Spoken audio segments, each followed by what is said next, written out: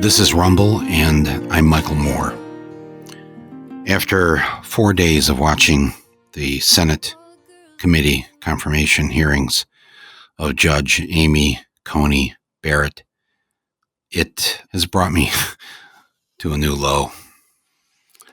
The sense of her entitlement that the Republicans all feel that she has to this job.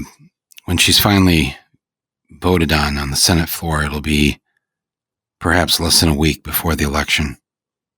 They're rushing this through so fast, all because of their hatred of Obamacare, but mostly because of their nearly 50-year-long battle to get rid of Roe V. Wade, the right to have an abortion, should you so choose.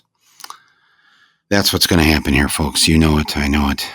No matter how much Judge Barrett tries to twist and turn, BS her way, lie, whatever.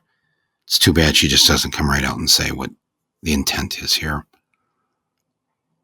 To take away from women their right to control their own bodies.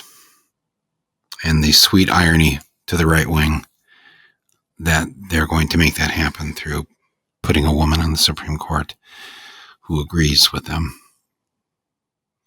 I decided for my podcast here today to not talk about that for the next 20 minutes or so, but to read you something I wrote back in 2011. It's from a book of short stories that I wrote called Here Comes Trouble, Stories from My Life. And each of these 24 short stories are based on some incident or something that actually did happen in my life, but they are based on them. They're not, these are not pieces of reporting as much as they are stories I wanted to tell, things that I'd lived through. And in the case of the story that I'm going to read you here today, about a friend of mine who needed to have an abortion back when it was illegal in the state of Michigan.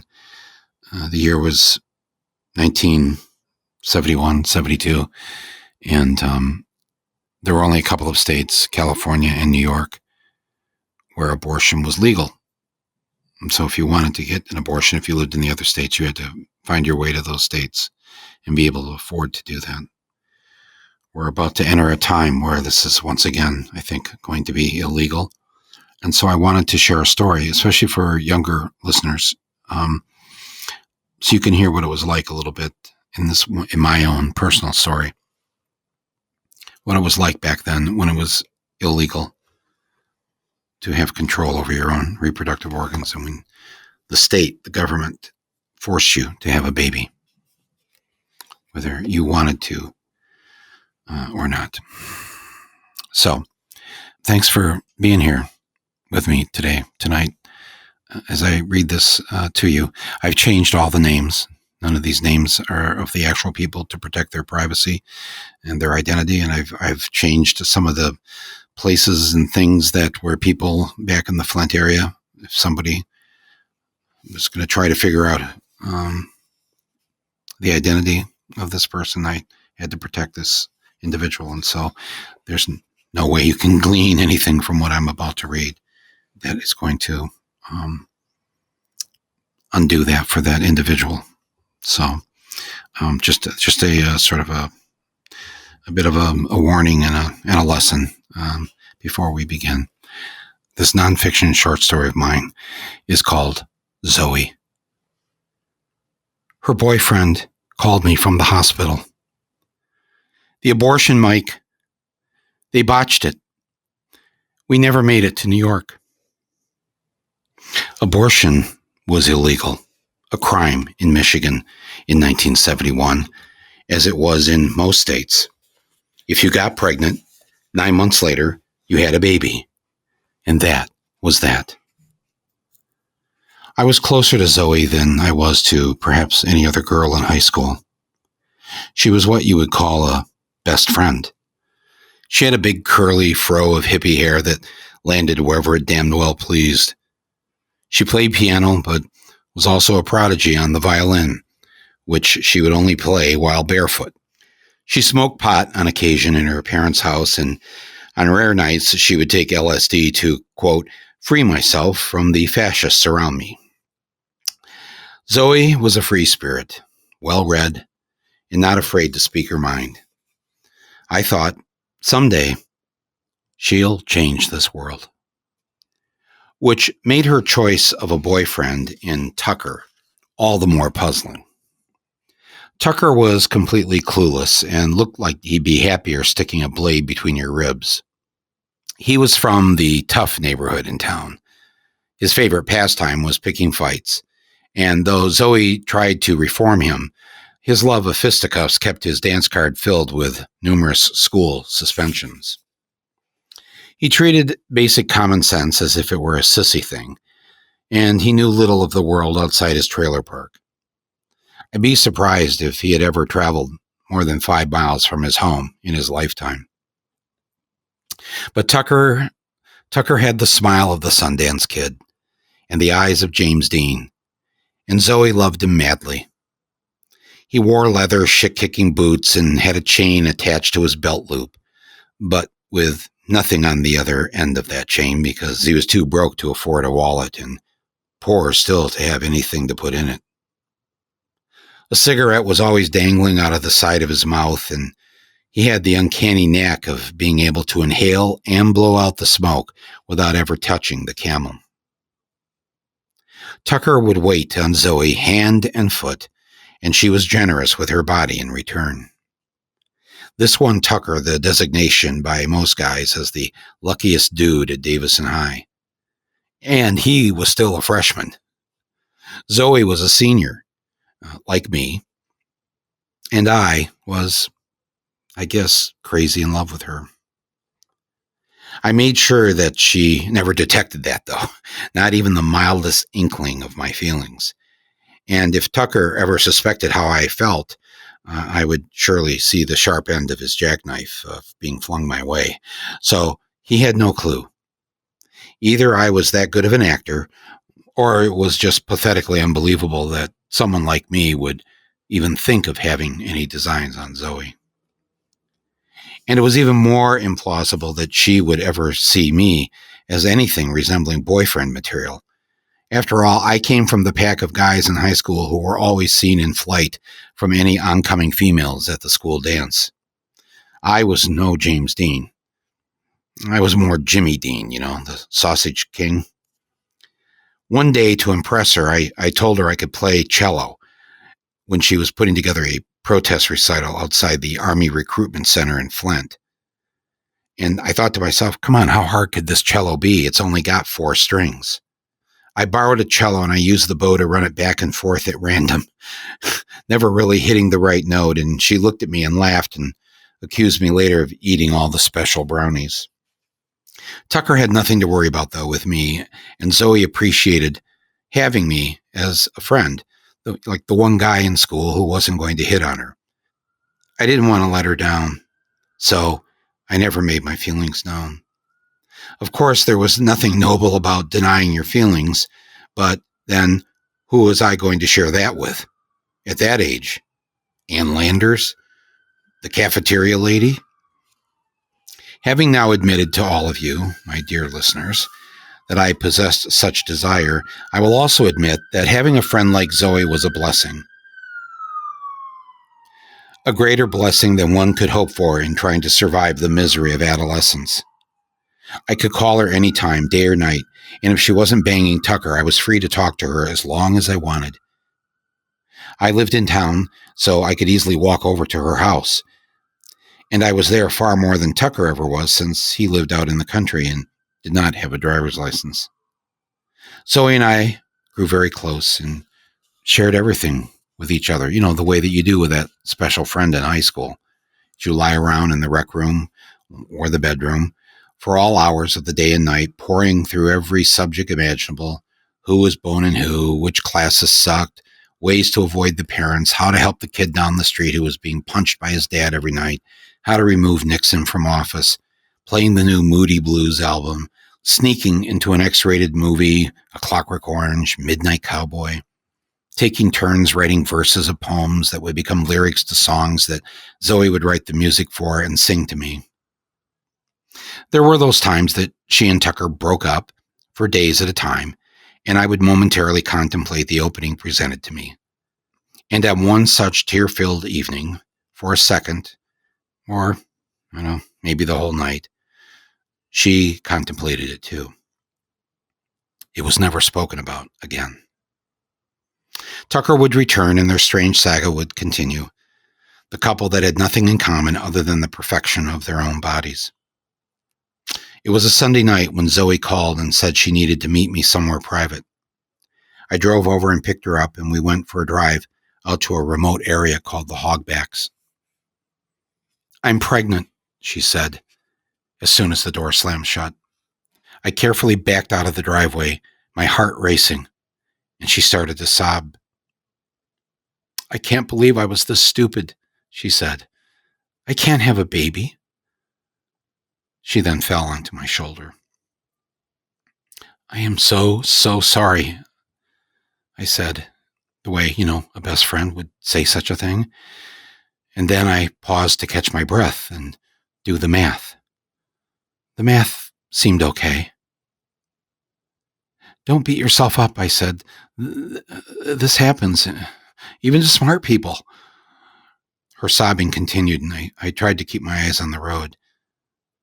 "It's okay. Don't cry. I'm here." She continued to cry, and so I pulled over and I held her, the way a best friend would hold a best friend. "I have to end it," she said, sputtering out the words. "And what?" I thought. "Tucker? Her life? No, please, God." "You mean the pregnancy?" I said in a tone that didn't make it a question. "Yes," she said, "but how am I going to end it?" She told me that when she got the pregnancy test at Planned Parenthood, they explained to her that abortion, at least in our state, was illegal. "Well," I said, "maybe your parents know a doctor who could." "I can't tell them," she said. I can't let them know something like this. I can't let them down." "Your parents," I said, "more than any other parents that I know, they'd understand." No, she responded. "This would crush them. I have to take care of this myself." "You can't try to abort the fetus yourself," I said. "I wouldn't do that," she assured me. I said, "abortion is legal in New York." Now, though Catholic, I had no moral conflict in making this suggestion. I knew that a fertilized egg was not a human being. And yes, I was a practicing Catholic. I went to Mass every Sunday, but this is what I actually believed as a teenager, and I believe it to this day. Human life begins when the fetus can survive outside the womb. Until then, it is a form of life, but not a human being. A sperm is life.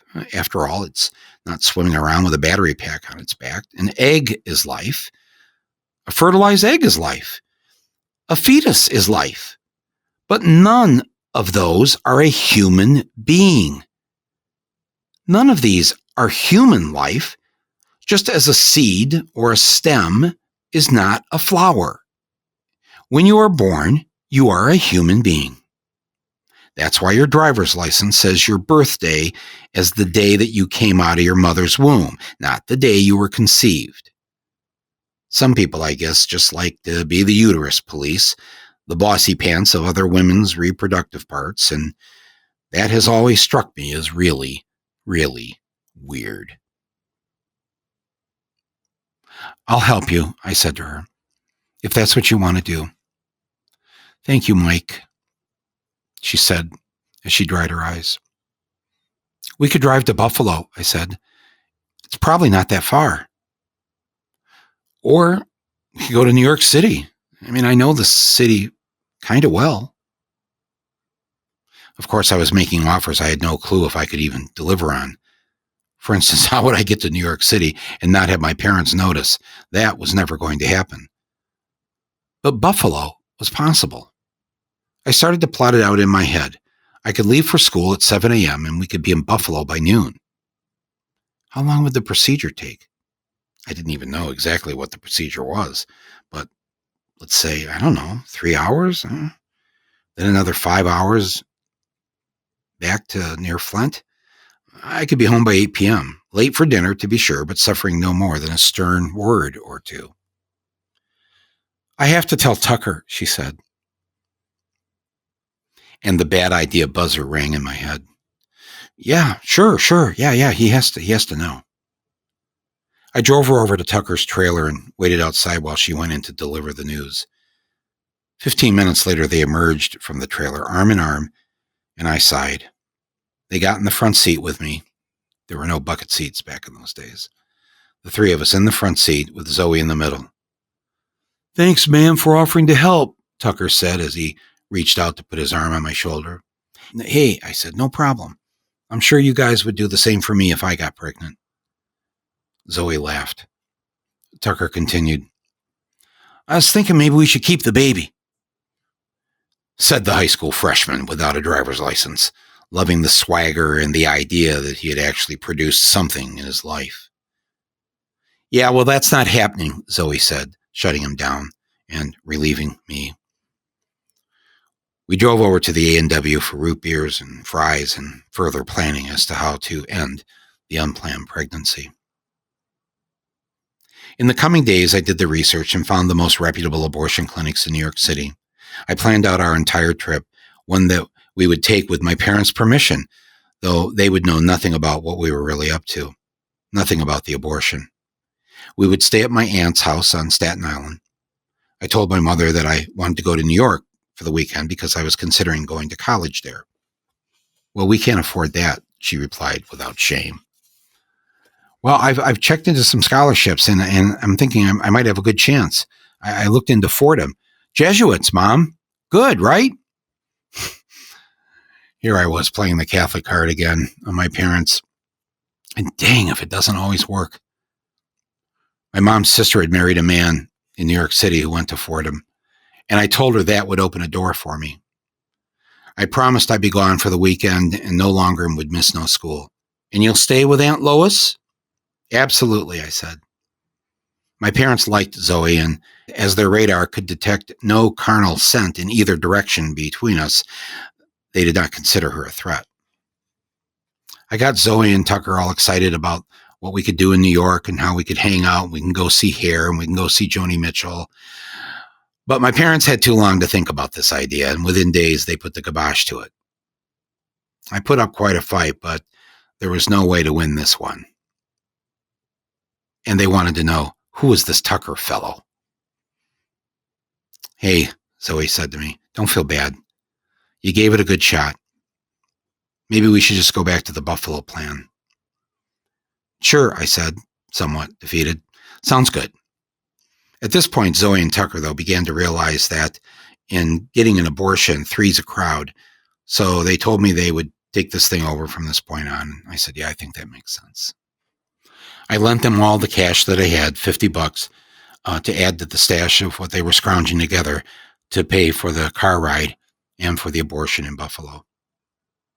On the day that I knew that they were leaving, I went to school as if it were any normal day. But my mind was elsewhere. I mean, one's thoughts don't normally drift toward Buffalo, but I couldn't do much else that day but worry about my best friend's safety and her well-being. It was after dinner when the phone rang. My sister answered. Mike, it's Tucker. I went to the phone knowing that they had returned by now. Hey, Tucker. The abortion, he said, whispering, out of breath, and if I didn't know it was Tucker, I'd say he was crying. Mike, they botched it.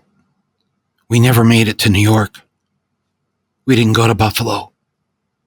We're in Detroit. Shit, I said, a bit too loud. What are you doing in Detroit?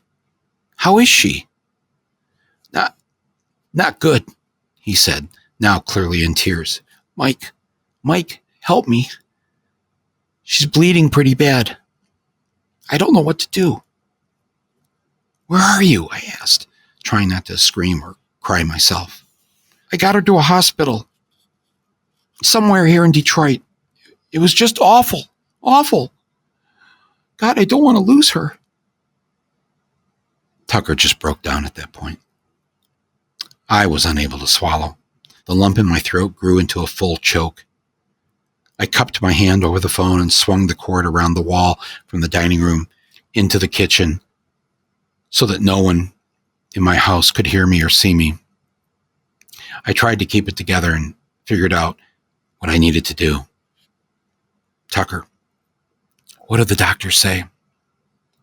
They say she's lost a lot of blood. She goes in and out. They won't let me in there. I'm 15. I'm sure they've called the cops by now. I don't know what to do. He broke down uncontrollably. Okay, listen, I said. Listen, pull yourself together. I'm getting in the car right now. I'll be there in less than an hour. If the cops show up, say nothing. Say you want a lawyer and just keep repeating that line, no matter what they say. And if they'll let you in there, hold her hand and let her know she's not alone. And tell her I'm coming. Okay. I'm so sorry, man. This was my idea.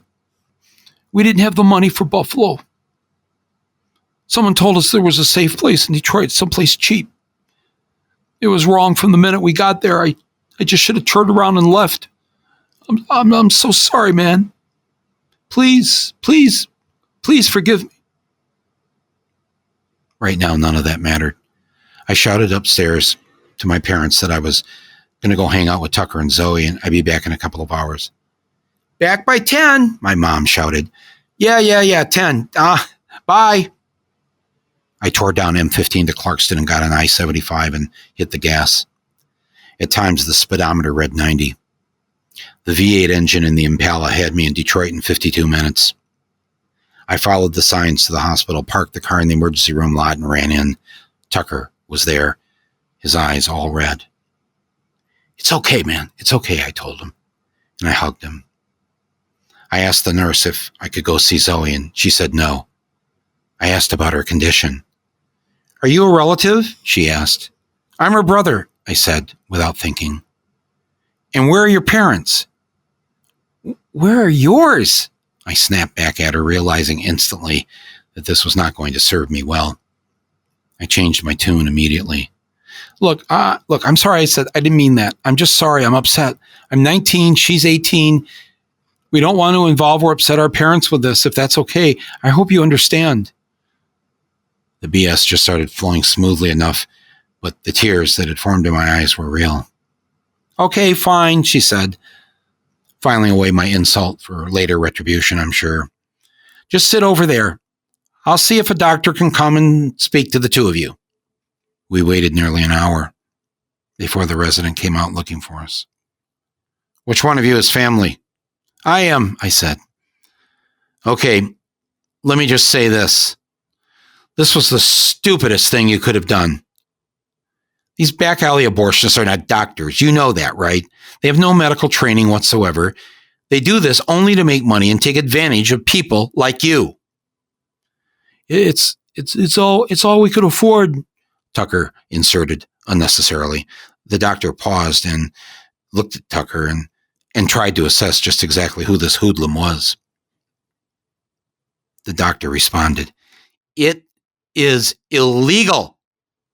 And he hit every one of those words as if he was hitting Tucker's face. You may have killed her, but you didn't. She's going to recover. You took an enormous risk. What exactly is her condition right now? I asked, hoping to end the doctor's lecture. She's cut up inside, her uterus and her cervix. It also looks like they used some form of ammonia. So there seems to be some burns in there too. We've stopped the bleeding and we're now caring for the inner wall linings, and she's in a bit of shock. We have her resting now and sedated, and she's getting proper attention. Are your parents on the way? Yes, I lied. They should be here soon. The doctor shot another look over at Tucker. You care at all about to know whether or not she's carrying the baby? He said, without adding the implied punk at the end of the sentence. Yeah, sure, Tucker said without looking at the doctor. The baby's gone, he said, using the word baby for the second time for effect to hurt Tucker. It hurt me. It's not a baby, I said quietly to the doctor. She was 10 weeks pregnant. It was a fetus. If Michigan wasn't so backward, she wouldn't be lying in there like that right now. That's all I'm mad about. Thank you for helping her, though, sir. He did not appreciate this little diatribe and simply turned away and went back into the ER. Are her parents really coming? Tucker asked, panicked. No. But we have to call them, Tucker. She's going to be here, I'm sure, at least for tonight. I don't know, but they're going to be frightened when she doesn't come home. We have to call them. And I'll try to help when they get here. I went to the payphone and called her parents collect. I told them not to worry. Zoe was okay, but she was in the hospital in Detroit, and she had come down here to terminate a pregnancy. There was crying and cursing, and I told them I was sorry. I didn't know. I thought Tucker had called them. I drove to the hospital as soon as Tucker called me. I said I would stay with Zoe until they got there. When they arrived, I stood between them and Tucker to ward off any violence, and I asked everyone to please try and focus on Zoe, and we can yell at each other later. Her mother spoke to the nurse, then the doctor, and they allowed her and her husband back in the room. In a few minutes, they sent for her, quote, brother, meaning me. I looked at Tucker, who just seemed lost and more in need of a babysitter or a mother of his own at the moment. I followed the nurse into the room, and she pulled back the curtain to reveal Zoe, half awake in bed, her hand being held by her mother, her dad still glancing and glaring my way, wanting to punch someone. Hi, Zoe, I said, and went over to her other side and took her other hand. I'm so sorry, she mumbled. We made a mistake. Don't think about that now, I said. The doctor said you're doing fine. You just need to rest. And your mom and dad are here and everything's going to be all right. Thank you, she whispered, her throat all raspy. You're my... She broke down crying. There was no real word with which to finish that sentence, none that adequately described our relationship. Or if there were a word, it could not be spoken in that room. I helped her finish the sentence. Friend, I said, smiling. I'm your friend. Yes, always, she said back. Zoe soon broke up with Tucker. After we graduated, I became consumed with what I was doing, and I'd run for office and got elected, and Zoe and I, we still hung out a lot, still listened to music. We shared our most intimate feelings with each other. She signed up to go to community college, but halfway through the second semester, she dropped out, and she and her family moved out west.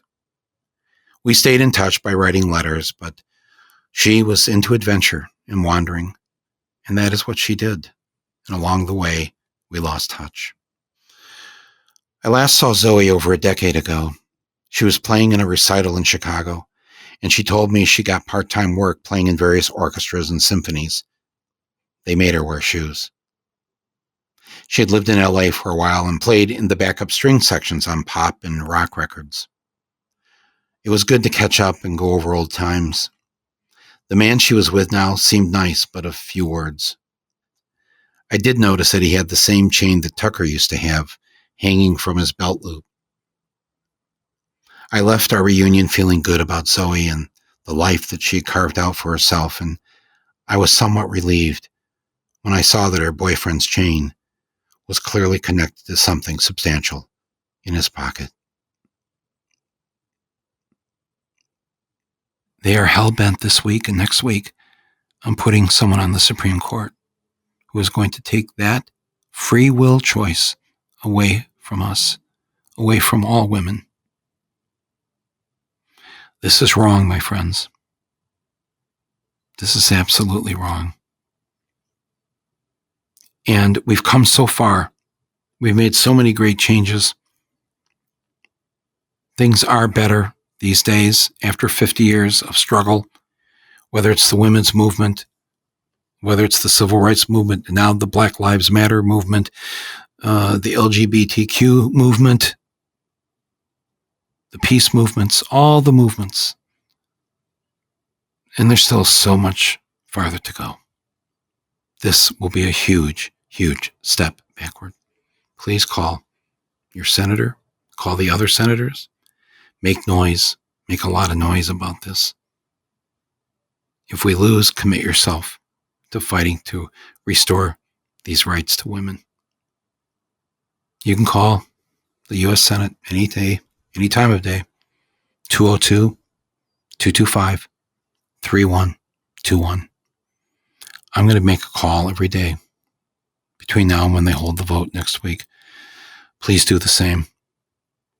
Thank you for letting me read this story from my life to you. This is Michael Moore, and this is Rumble. Thank you.